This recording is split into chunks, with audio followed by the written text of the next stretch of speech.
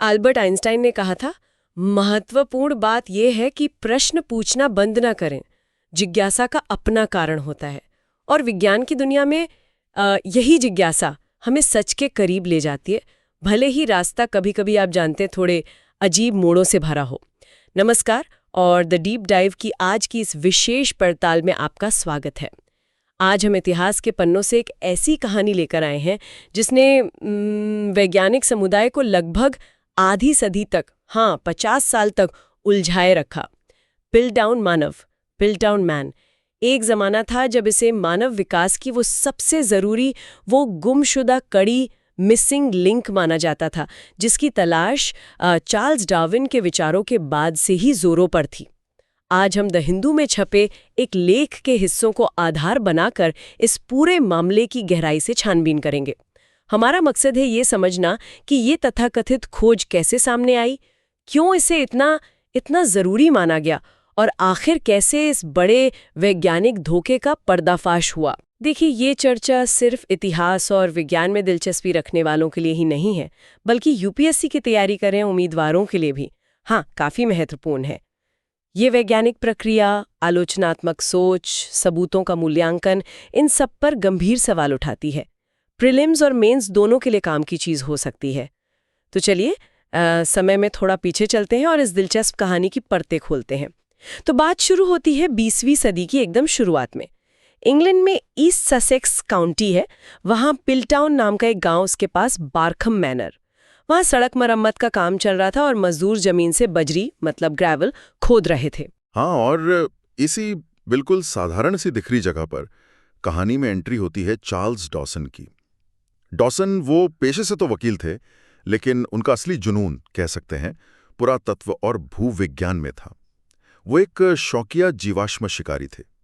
उस जमाने में कई ऐसे उत्साही लोग थे जो डार्विन की थ्योरी से प्रेरित होकर इंसानों के पूर्वजों के सबूत ढूंढ रहे थे। ससेक्स इलाके में उनकी अच्छी पहचान थी और पहले भी उन्होंने कुछ छोटी-मोटी खोजें की थीं। बिल्कुल। तो डॉसन की नज़र पड़ी उन मजदूरों की खोदी हुई बजरी पर। उन्हें वहाँ कुछ अजीब से गहरे भूरे रंग के चमक पत्थर, फ्लिंट्स दिखे। उन्हें लगा ये पुराने औजार हो सकते हैं और मजदूरों ने भी बताया कि उन्हें खुदाई में एक नारियल जैसा भूरा टुकड़ा मिला था, पर उन्होंने फेंक दिया। शायद वो खोपड़ी का हिस्सा था। इससे डॉसन का शक और बढ़ गया। उन्हें लगा कि इस बजरी में ज़रूर कुछ खास है और उन्होंने अगले कई साल तक उस जगह पर खोजबीन जारी रखी। और फिर साल 1911 के आसपास उनकी ये मेहनत कह सकते हैं रंग लाई। डॉसन को इंसान जैसी दिखने वाली खोपड़ी के कई मोटे टुकड़े मिले और उसी जगह से थोड़ी दूरी पर एक बंदर जैसा, वानर जैसा निचला जबड़ा भी मिला, जिसमें 2 दाढ़ें भी थी। इसके अलावा कुछ और जानवरों के जीवाश्म और पत्थर के औजार भी मिले। हालांकि ये बताना जरूरी है कि ये खोज ठीक कब और कैसे हुई, इसकी डिटेल थोड़ी धुंधली है। डॉसन ने जो बताया उसमें भी थोड़ा फर्क मिलता है। बाद में जो जांच हुई उसमें भी इस पर मतभेद रहा। खैर, जो भी हो, डॉसन अपनी इस खोज से बहुत उत्साहित थे, बहुत ज्यादा। उन्होंने ये अनमोल से दिखने वाले टुकड़े लंदन भेजे, British museum of natural history, जो आज का नेचुरल हिस्ट्री म्यूजियम है। वहाँ भूविज्ञान विभाग के हेड थे डॉक्टर आर्थर स्मिथ वुडवर्ड। उनके पास ये अवशेष पहुंचे और जैसा सोचा था, म्यूजियम में तो जैसे सनसनी फैल गई। बिल्कुल। विशेषज्ञ हैरान भी थे और रोमांचित भी। सोचिए, एक ऐसा जीवाश्म जिसमें आधुनिक इंसान जैसी खोपड़ी हो और बंदर जैसा जबड़ा। ये तो एकदम अनोखा था। पहले कभी ऐसा कुछ मिला नहीं था। इसे फौरन ही पिल्टडाउन मानव का नाम दिया गया। और डॉक्टर वुडवर्ड, वो तो माने वे भूविज्ञानी थे। जी हाँ, डॉक्टर वुडवर्ड इसके महत्व को समझ रहे थे। उन्होंने डॉसन के साथ मिलकर उन जीवाश्मों का गहराई से अध्ययन शुरू किया। दोनों ने मिलकर पिल्टडाउन वाली जगह पे और खुदाई भी की। वहां से उन्हें दरियाई घोड़े, हाथी, ऊद बिलाव जैसे पुराने जानवरों के दांतों के जीवाश्म और कुछ और पुराने औजार भी मिले।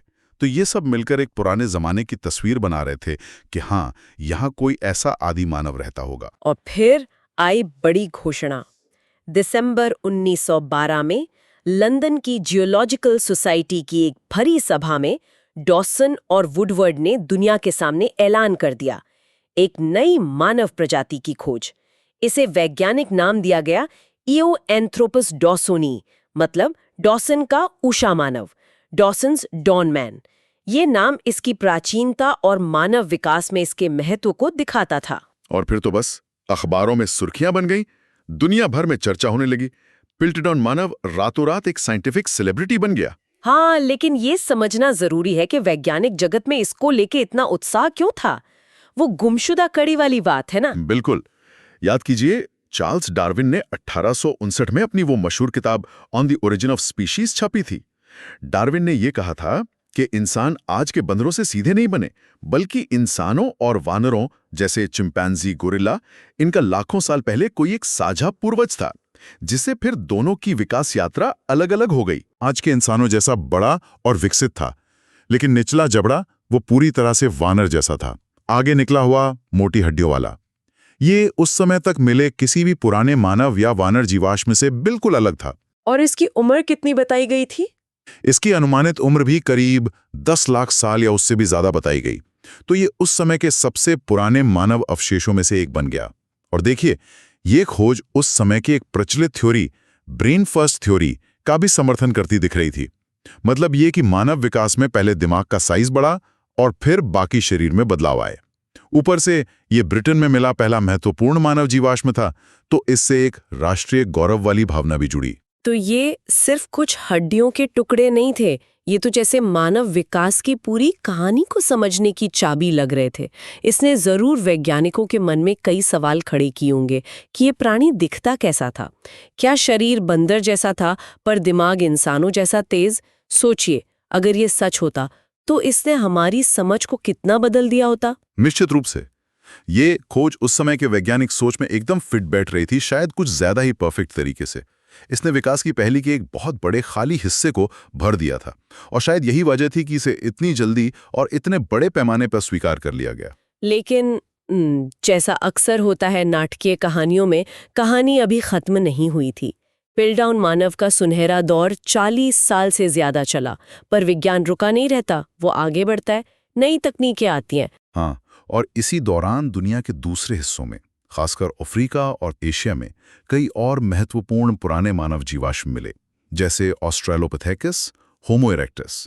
इन जीवाश्मों ने मानव विकास की एक अलग ही कहानी बतानी शुरू की, जो पिल्टडाउन मानव के ब्रेन फर्स्ट मॉडल से मेल नहीं खाती थी। अब इन नई खोजों के सामने पिल्टडाउन मानव की अजीब बनावट ज्यादा खटकने लगी। वो अब अनोखी नहीं बल्कि संदिग्ध लगने लगी। तो जैसे जैसे दूसरे सबूत मिलते गए, पिल्टडाउन मानव की चमक फीकी पड़ने लगी और शक की सुई सीधे उसकी असलियत पर आ गई। अब सवाल सिर्फ ये नहीं था कि इसका मतलब क्या है, सवाल ये था कि क्या ये असली भी है। बिल्कुल। और आखिरकार 1953 में वो निर्णायक पल आया। ऑक्सफोर्ड यूनिवर्सिटी के वैज्ञानिकों की एक टीम थी। उसमें केनेथ ओकले, विल्फ्रेड ले ग्रोस क्लार्क और जोसेफ वीनर जैसे लोग थे। उन्होंने फैसला किया कि पिल्टडाउन अवशेषों की गहराई से जांच की जाए, उस समय की नई और बेहतर तकनीकों से। इनमें सबसे अहम थी फ्लोरीन अवशोषण dating, fluorine dating. Fluorine dating, ये क्या चीज है? ये तकनीक इस बात पर आधारित है कि जमीन में दबी हड्डियां समय के साथ आसपास के पानी से फ्लोरीन नाम का तत्व सोखती हैं। तो हड्डी जितनी पुरानी होगी, उसमें उतना ही ज्यादा फ्लोरीन जमा होगा। एक तरह से ये हड्डियों की उम्र पता करने का तरीका है। अच्छा, तो जब पिल्टडाउन मानव की खोपड़ी और जबड़े पर यह टेस्ट किया गया तो क्या निकला? नतीजे चौंकाने वाले नहीं थे, बल्कि विस्फोटक थे। फ्लोरीन डेटिंग से साफ हो गया कि खोपड़ी और जबड़े की हड्डियां एक ही समय की नहीं हैं। खोपड़ी थोड़ी हल्की थी, शायद कुछ 100 साल पुरानी, और जबड़ा वो तो और भी नया था।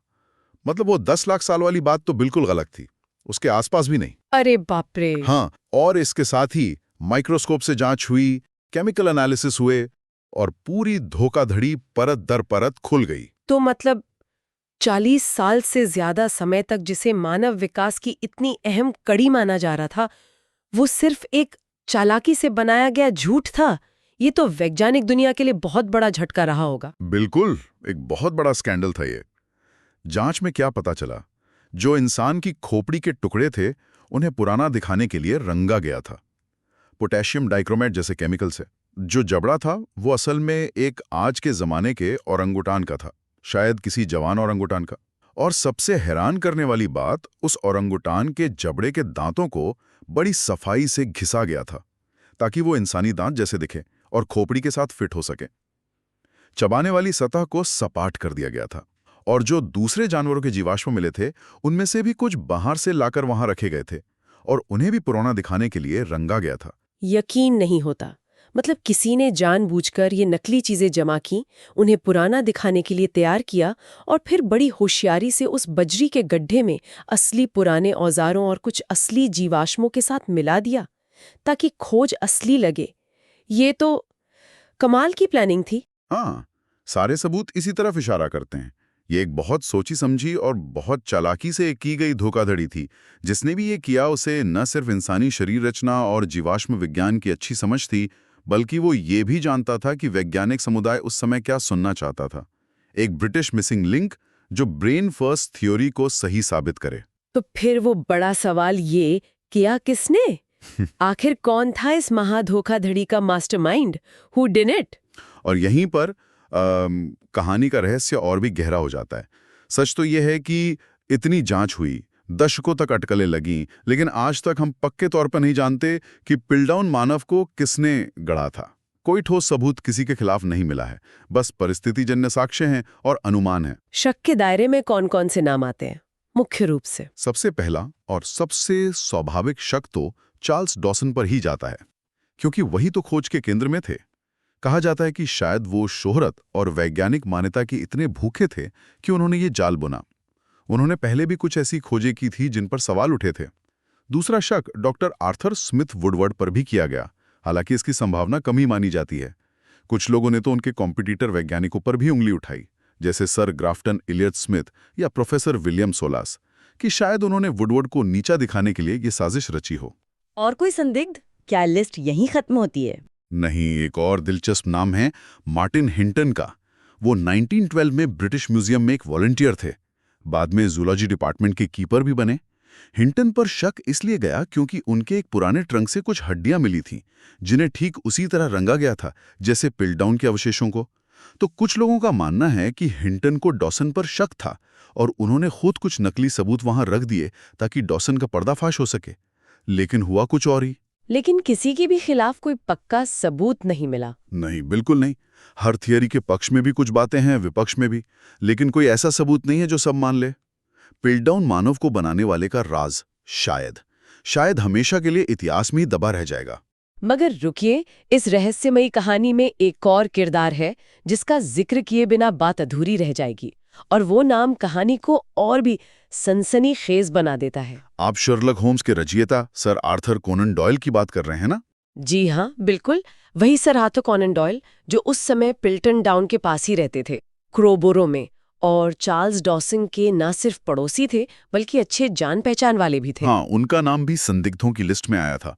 सुनने में थोड़ा अजीब जरूर लगता है, लेकिन इसके पीछे कुछ दिलचस्प वजहें बताई गईं। क्या वजहें थीं वो? क्यों शक गया उन पर? देखिए, पहली बात तो ये कि कोनन डॉयल की जीवाश्म विज्ञान और पुराने जमाने के जीवन में गहरी रुचि थी। वो खुद फॉसिल इकट्ठा करते थे और इस विषय पर काफी पढ़ते लिखते थे। दूसरी बात, वो और डॉसन एक ही आर्कियोलॉजिकल सोसाइटी के मेंबर थे, ससेक्स आर्कियोलॉजिकल सोसाइटी, साथ में मीटिंग्स में जाते थे। तीसरा, वो जीवाश्म वाली जगह उनके घर से ज्यादा दूर नहीं थी। चौथा, डॉयल खुद एक डॉक्टर थे तो उन्हें इंसानी शरीर की बनावट की समझ थी। पांचवा, उनका स्वभाव थोड़ा मजाकिया, शरारती किस्म का भी माना जाता था, और वो स्पिरिचुअलिज्म मतलब अध्यात्मवाद जैसी चीजों में मानते थे, जिससे वैज्ञानिक समुदाय से उनके मतभेद भी थे। और शायद सबसे अहम, उनका तस्वीरों से छेड़छाड़ करने का इतिहास रहा है।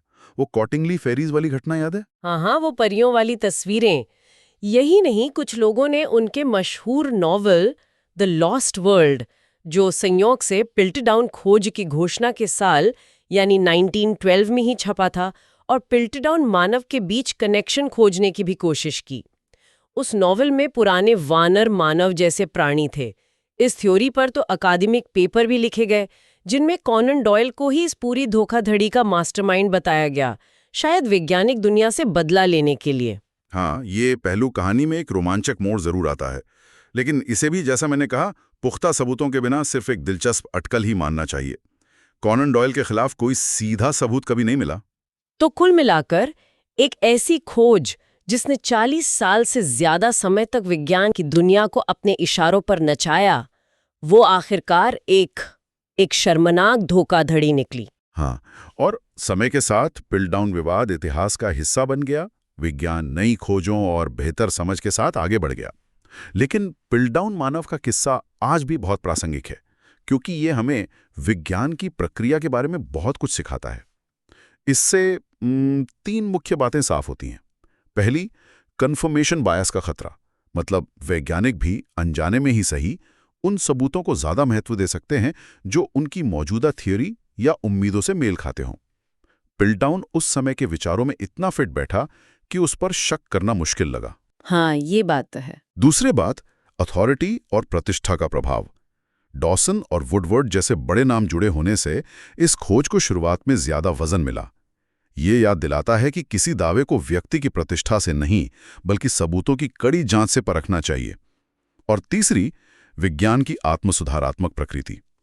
देखिए, भले ही इसमें 40 साल लग गए, लेकिन आखिर में वैज्ञानिक तरीका, नई तकनीकें और लगातार आलोचनात्मक जांच ने ही इस धोखे का पर्दाफाश किया। ये विज्ञान की ताकत है कि वो अपनी गलतियों को सुधार सकता है। बिल्कुल सही कहा। एक सनसनीखेज खोज से एक बदनाम धोखाधड़ी तक का ये सफर विज्ञान के इतिहास का एक बहुत अहम अध्याय है। ये हमें याद दिलाता है कि सच की राह हमेशा सीधी नहीं होती और वैज्ञानिक ज्ञान लगातार बेहतर होता रहता है, विकसित होता रहता है। यूपीएससी उम्मीदवारों के लिए ये केस स्टडी क्रिटिकल थिंकिंग, सबूतों के मूल्यांकन, वैज्ञानिक तरीकों की सीमाओं और इतिहास से सबक सीखने का एक बेहतरीन उदाहरण है। और आम सुनने वालों के लिए, उनके लिए ये किसी बढ़िया जासूसी कहानी से कम नहीं है, जिसमें रहस्य है, ड्रामा है और इंसान के स्वभाव के कई पहलू भी।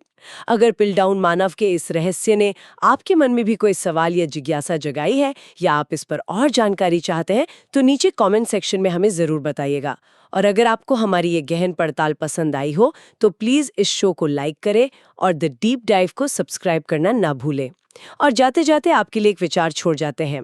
आखिर ये पूरी कहानी विज्ञान की दुनिया में शोहरत, पहचान और शायद राष्ट्रीय गौरव की इच्छा के बारे में क्या दिखाती है? और क्या आज के इस हाईटेक जमाने में, जहां हमारे पास इतनी एडवांस टेक्निकें हैं, क्या इस तरह की वैज्ञानिक धोखाधड़ी अब भी मुमकिन हो सकती है?